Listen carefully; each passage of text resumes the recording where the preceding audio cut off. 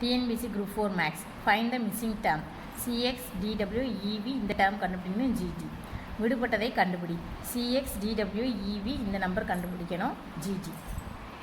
இதுக்கு நம்ம ஆன்சர் எப்படி கண்டுபிடிக்க போகிறோம் அப்படின்னா ஏபிசிடி யூஸ் பண்ணி கண்டுபிடிக்க போகிறோம். ஏபிசிடியை ஏலேருந்து இசட் வரை இந்த மாதிரி எழுதிக்கோங்க. அப்புறம் சிஎக்ஸ் அப்படின்னு பார்க்கணும். ஃபஸ்ட்டு சிஎக்ஸ் எங்கே இருக்குதுன்னு பார்க்கணும். ஏபிசிடியில் சி அப்படிங்கிறது 3வது இடத்துல இருக்குது. எக்ஸ் நம்ம பின்னாடி இருந்து பார்க்கணும். 3வது இடத்துல அதுவும் எக்ஸ் இருக்குது. அப்போ அதை 1ன்னு வச்சுக்கலாம். ஃபஸ்ட் டேமாக கொடுத்துருக்கறதுனால நம்ம அதை 1ன்னு எடுத்துக்கிடுவோம். 2வது என்ன கொடுத்துருக்காங்க டிடபிள்யூ. சிக்கு அடுத்து என்ன கொடுத்துருக்காங்க டி கொடுத்துருக்காங்க. அப்போ அதை 2ன்னு கொடுத்துக்கிடுவோம். டபிள்யூ எக்ஸுக்கு முன்னாடி என்ன கொடுத்துருக்காங்க டபிள்யூ. அப்போ நம்ம அதை 2ன்னு எடுத்துக்கலாம். இந்த 2 டேர்மே நம்ம 2ன்னு எடுத்துக்கலாம். அடுத்து இவி டிக்கு அடுத்து என்ன கொடுத்துருக்காங்க இ கொடுத்துருக்காங்க. 3வது டைம் நமக்கு இ கொடுத்துருக்காங்க. அதேமாதிரி பின்னாடி இருந்து பார்க்கணும். டபிள்யூக்கு முன்னாடி என்ன இருக்குது வி. அப்போ நமக்கு ஆன்சர் என்ன அப்படின்னா இவி கொடுத்துருக்காங்க.